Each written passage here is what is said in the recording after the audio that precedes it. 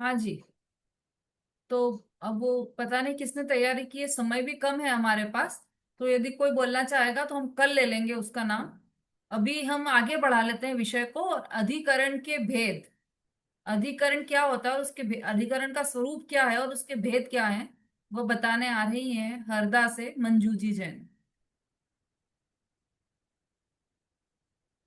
जय जिनेन्द्र दीदी। सभी को हम्म। जय जिनेन्द्र। आज हम छठवें अध्याय की गोष्ठी के लिए एकत्रित हुए हैं।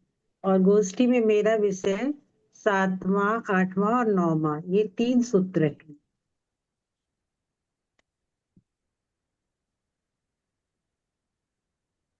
इन सूत्रों के आधार से विषय क्या है, विषय बताइए। हाँ दीदी, मेरा विषय है आश्रम के अधिकरण एवं और भेद। ये विषय है। अधिकरणम जीवा जीवा, ये सातवां सूत्र है। अधिकरणम जीवा जीवा आद्यम समरम समारंभ योग कृतकारिता अनुमत कसाय विशेषई त्रिश त्रिश त्रिश चतुश्चैकस। और नौवां सूत्र है निर्वर्तना निक्षेप संयोग विसर्गा द्वि चतुर द्वि त्रिभेदा परम। आश्रम के आधार जीव और अजीव हैं। इस प्रकार अधिकरण दो प्रकार का है, जीवाधिकरण और अजीवाधिकरण। यानी कर्मों का आश्रम दो प्रकार से कहा गया है, जीव के परिणामों के आधार से और पुद्गल रूप अजीव पदार्थों के निमित्त से। अधिकरण का मतलब होता है आधार। तो ये जीव अजीव दोनों आधार से हो सकते हैं। कभी हम कभी जीव से प्रभावित होते हैं और कभी अजीब से प्रभावित होते हैं। तो ये पहला सूत्र जो मेरा है, ये उसके विषय में है।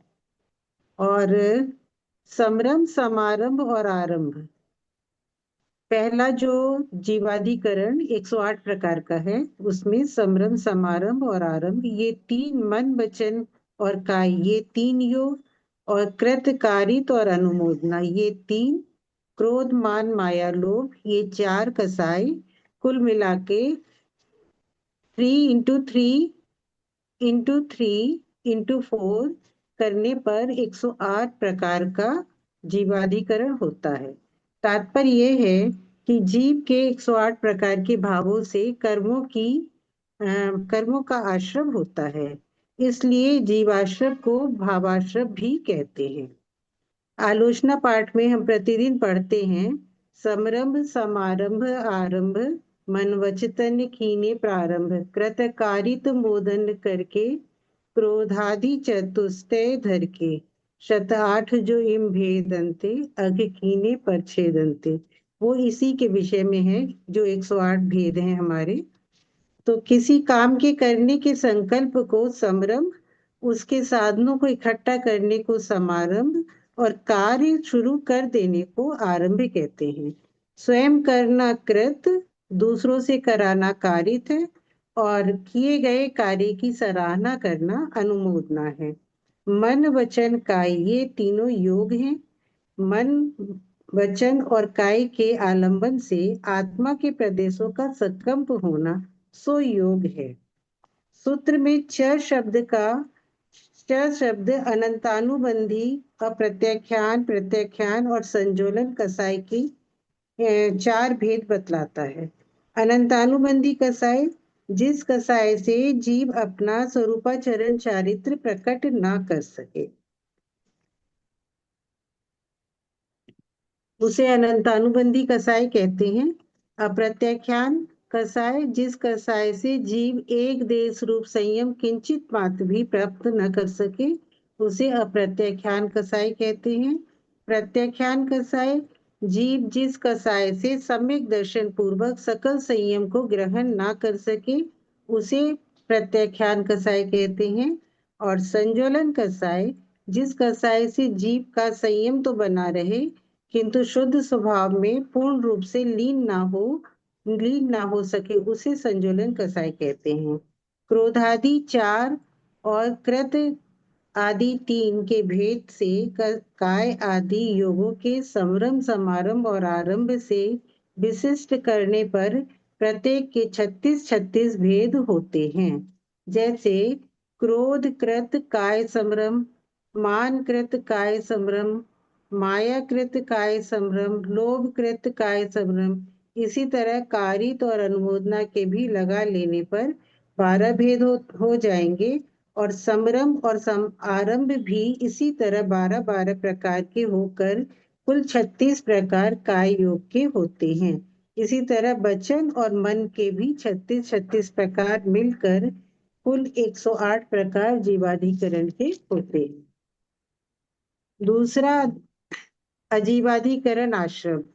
2 प्रकार की निर्वर्तना, 4 प्रकार के निक्षेप, 2 प्रकार के संयोग और 3 प्रकार के निसर्ग, ऐसे कुल 11 भेद रूप हैं। उत्पन्न करने, रचना करने या बनाने को निर्वर्तना कहते हैं। मूल गुण निर्वर्तना और उत्तर गुण निर्वर्तना के भेद से निर्वर्तना 2 प्रकार की होती है। 5 प्रकार के शरीर, मन, वचन, श्वासोच्छ्वास की रचना मूल गुण निर्वर्तना है, और काष्ठ, मिट्टी इत्यादि से चित्र आदि की रचना करना सो उत्तर गुण निर्वर्तना है। पुस्तकें लिखना भी उत्तर गुण निर्वर्तना है। निक्षेप, वस्तु के रखने को निक्षेप कहते हैं। निक्षेप 4 प्रकार का होता है। बिना देखे वस्तु को रख देना अप्रत्यवेक्षित निक्षेप है। दुष्टता पूर्वक असावधानी से वस्तु को रखना दो प्रमुष्ट निक्षेप है।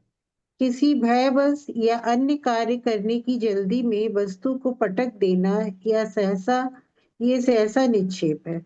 और बिना देखी हुई या बिना साफ की हुई जमीन पर पड़े रहना, शीघ्रता से वस्तु को रखना, शरीर के मैल आदि को रखना, ये अनाभोग निक्षेप है। अनेक वस्तुओं के मिलाने को संयोग कहते हैं। उसके दो भेद हैं, उपकरण संयोग और भक्तपान संयोग। शीत उष्ण या शुद्ध अशुद्ध उपकरणों को मिला देना उपकरण संयोग है। सचित अचित खान पान को मिला देना भक्तपान संयोग है। और प्रवृत्ति करने का नाम निसर्ग है। वह 3 प्रकार का होता है, मन निसर्ग, वचन निसर्ग और काय निसर्ग। दुष्टता पूर्वक मन की प्रवृत्ति करना मनो निसर्ग है। दुष्टता पूर्वक वचन की प्रवृत्ति करना वचन निसर्ग है। दुष्टता पूर्वक काय की प्रवृत्ति करना काय निसर्ग है।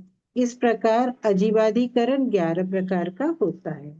अब मेरा विषय यहीं समाप्त होता है। सभी को जय जिनेन्द्र।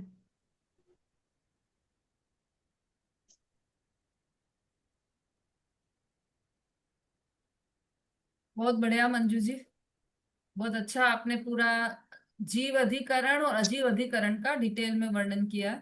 हाँ, शोभा जी का कोई प्रश्न है? बोलिए शोभा जी।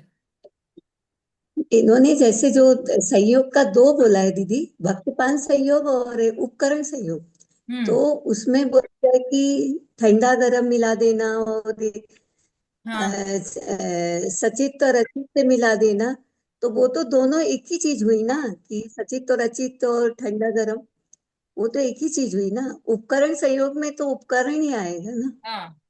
और मंजू जी आपसे, चलिए, हाँ मंजू जी। हाँ, और उपकरण संयोग और भक्तपान संयोग में दोनों एक ही चीज बोली गई, कि सचित अचित और ठंडा गरम मिला देना। नहीं, देखिए, शीत उष्ण या शुद्ध अशुद्ध उपकरणों को मिला देना ये उपकरण के लिए है।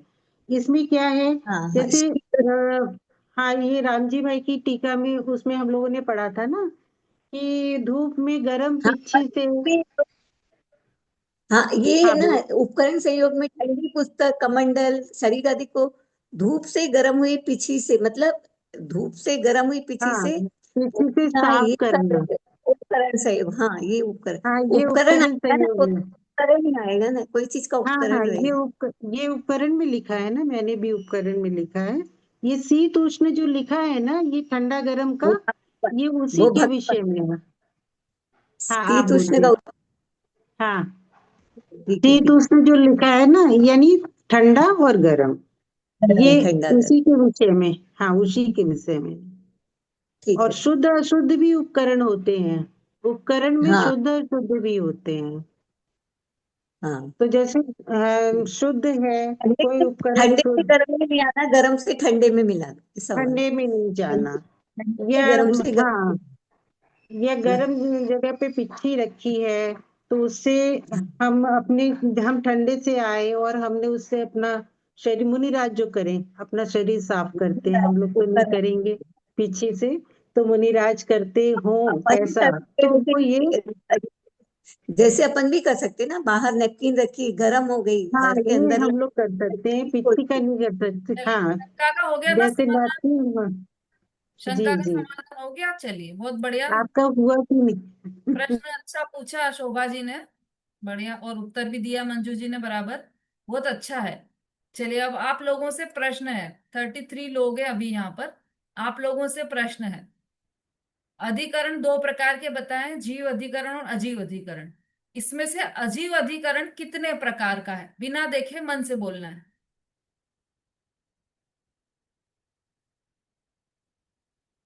जल्दी से। ये 2-3 हैंडरेज ही होते हैं बस, इसीलिए मैंने शुरू में बोला था कि 33 लोग हैं हम लोग यहाँ पर, 33।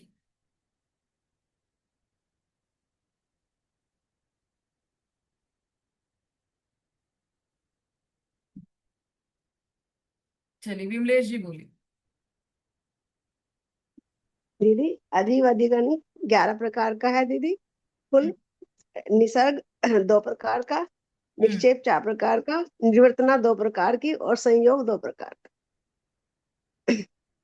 हाँ बिल्कुल ठीक। निवर्तना निवर्तना 2 प्रकार की, मूल और उत्तर दीदी। और निवर्तना निक्षेप 4 प्रकार का दीदी। हम्म। और संयोग 2 प्रकार का। और ये निसर्ग 3 प्रकार। बाद में क्या लगे, संयोग निसर्ग 3 हम्म। प्रकार का। ठीक है, बिल्कुल सही जवाब दिया आपने। अच्छा, जीव अधिकरण कितने प्रकार का है, अनुज जी भाई साहब? जी जीव विक्रम 108 प्रकार का है। नाम बता सकते हैं? समरम, समारम, आरम, मन, वचन, काय 3, कृत कार्य अनुमोदना 3, क्रोध, मान, माया, लोभ 4। हम्म। इस प्रकार से 108 हो जाते हैं। हाँ, इनको आपस में गुणा कर देते हैं तो 108 हो जाते हैं, ये जीव अधिकरण है। इन इन इनसे क्या होता है? इनसे जीवाधिकरण आश्रय होता है। आश्रय होता है, बिल्कुल सही, बहुत बढ़िया। तो मंजू जी ने भी बहुत अच्छा डिटेल में ये बता दिया है। अब अगला समय तो हो गया है हमारा, अगला किसका है? उषा जी है, कितनी देर का है उषा जी आपका विषय?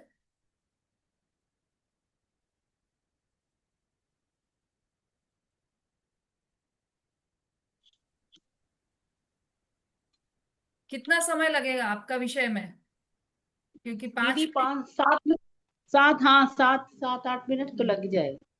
7-8 मिनट लग जाएंगे, तो फिर आज, 7 मिनट, हाँ ज्यादा नहीं है वैसे। एक पन्ना, एक पन्ना और आधा, इतना ही है। चलिए बोलिए बोलिए, प्रारंभ कीजिए।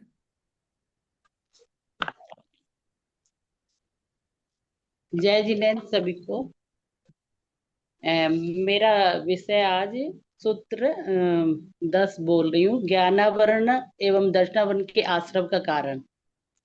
तत् प्रदोष, तत् प्रदोष निंदव मात्सर्य अंतराय साधनोपघाता ज्ञान दर्शना वर्णयो। ज्ञान एवं दर्शन के विषय में किए गए प्रदोष, निंदा, मात्सर्य, अंतराय, असाधन और उपघात, ये ज्ञानावरण एवं दर्शनावरण के आश्रम का कारण है। प्रदोष मोक्ष का कारण अर्थात मोक्ष का उपाय तत्व ज्ञान है। उसका कथन करने वाले पुरुष की प्रशंसा ना करते हुए अंतरंग में जो दुष्ट परिणाम होना, सो प्रदोष है। निन्नव वस्तु स्वरूप के ज्ञानादिक छुपाना, ज्ञानादिक को छुपाना जानते हुए भी जानते हुए भी ये कहना कि मैं नहीं जानता, सो निर्नव है। मात्सर्य, स्वयं तो को ज्ञान होने पर भी ईर्ष्या भाव से नहीं बताना, बता दूंगा तो यह मुझ समान ज्ञानी हो जाएगा या पंडित हो जाएगा। इस प्रकार अभिमान से ज्ञान को छिपाना। अंतराय, ज्ञानाभ्यास में बाधा उत्पन्न करना, पुस्तक फाड़ना, पाठशाला स्थानादि का विच्छेद कर देना, विद्या के प्रचार प्रसार को रोकना, रुकवाना आदि।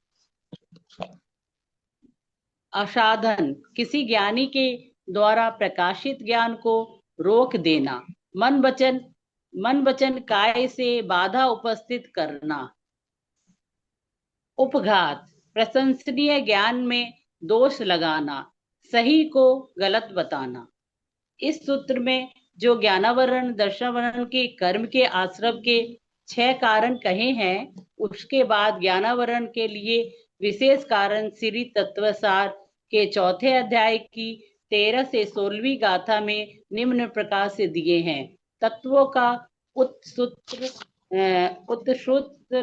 कथन करना।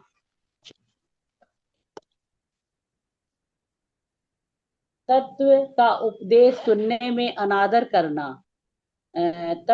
तत्वोपदेश सुनने में आलस्य रखना। लोभ बुद्धि से शास्त्र बेचना। अपने को निज को बहुश्रुतज्ञ मानकर अभिमान से मिथ्या उपदेश देना। अध्ययन के लिए जिस समय का निषेध है उस समय में शास्त्र पढ़ना। सच्चे आचार तथा उपाध्याय से विरुद्ध रहना। तत्वों में श्रद्धा ना करना। तत्वों का अनुचितन करना। सर्वज्ञ भगवान के शासन में प्रचार में बाधा डालना। बहुश्रुत ज्ञानियों का अपमान करना। तत्व ज्ञान का अभ्यास करने में सठता करना। जो काम करने से अपने तथा दूसरे के तत्व ज्ञान में बाधा आवे, मलिनता हो, वे सब ज्ञानावरण कर्म के आश्रव के कारण है। और दर्शनावरण के लिए सूत्र में कहे गए 6 कारणों के अलावा विशेष कारण शिष्ट तत्वासार के 4थे अध्याय के 17, 18, 19वीं गाथा में निम्न प्रकार से दिए हैं। जैसे किसी की आंख निकाल लेना, बहुत सोना, दिन में सोना, मस्तिष्कपन की भावना रखना। नास्तिक। हाँ, नास्तिकपन की भावना रखना। सम्यक दर्शन में दोष लगाना। कुतीर्थ वालों को प्रशंसा करना। तपस्वियों को देखकर ग्लानि करना। ये सब दर्शनावरण के कर्म का आश्रव हैं। उपयुक्त परिभाषाओं में ज्ञान संबंधी कथन किया है, ऐसे ही दर्शन संबंधी लक्षण समझना चाहिए। जैसे कोई आचार्य श्री के प्रशंसा कर रहा है तो यह अच्छी नहीं लगना प्रदोष है, अर्थात आचार्य श्री के पास जाने पर मार्ग पूछने पर भी नहीं बताना निर्नव है। ऐसे ही अन्न में भी लगा लेना चाहिए। यद्यपि प्रत्येक संसारिक जीव को सातों कर्मों का आश्रव प्रति समय होता ही रहता है, परंतु उपयुक्त पुरुषादि कार्य को करने से ज्ञानावरण एवं दर्शनावरण कर्म में कसायवश स्थिति अनुभाग बंध तीव्र होता है। अतः हमें इन कर्मों से बचना चाहिए।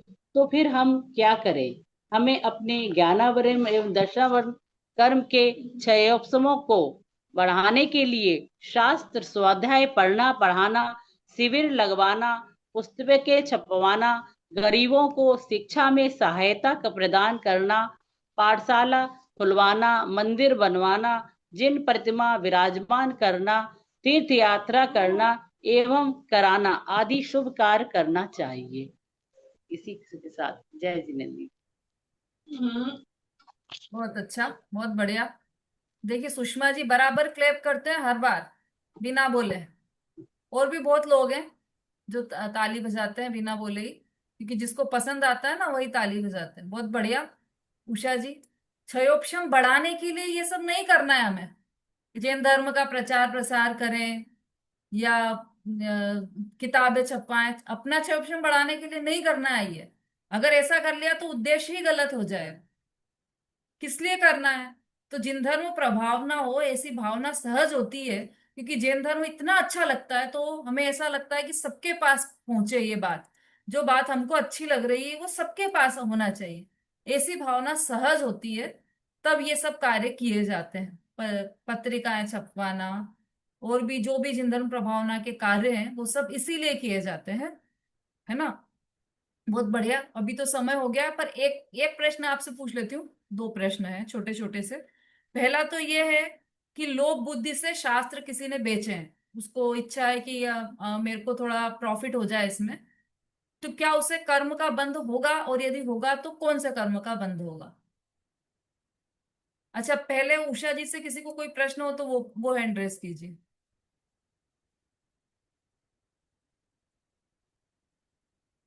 संगीता जी।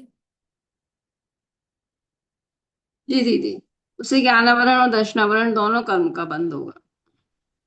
अच्छा, अभी प्रश्न है क्या किसी का? उषा जी से पहले ये बताइए। नहीं है तो फिर चलिए। नहीं, आपके प्रश्न का आंसर दिया। हाँ, सुषमा जी बोलिए। दीदी, उससे ज्ञानावरण कर्म का आश्रव होगा।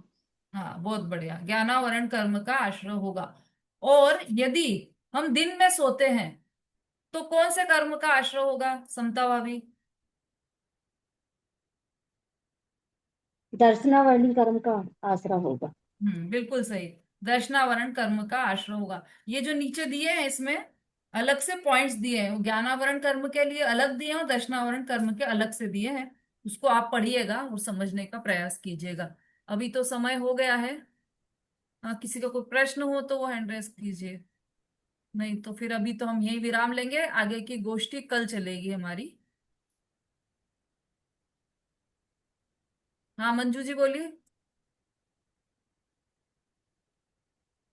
नहीं दीदी, मैंने उत्तर देने के लिए बोला था, हैंड रेस किया था। अनीता जी।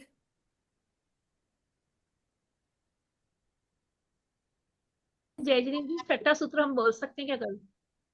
जो छठा सूत्र रह गया था वो बोल सकते हैं क्या कल? हाँ हाँ, बिल्कुल बिल्कुल, कल बोलिएगा आप, है ना। वो हाँ। तीव्र मंद ज्ञाता ज्ञात वाला, वो वाले सूत्र पर आप बोलिएगा, आश्रव की विशेषता।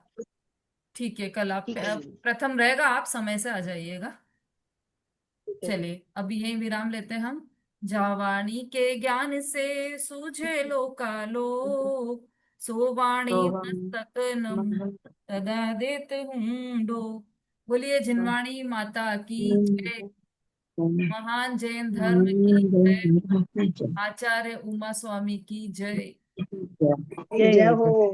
जय जय जिनेन्द्र जय सभी को, जय जय जिनेन्द्र, जय जय जिनेन्द्र, जय जय जिनेन्द्र, जिनेन्द्र, जय जय जिनेन्द्र। जय जिनेन्द्र सभी को, जय जय जिनेन्द्र।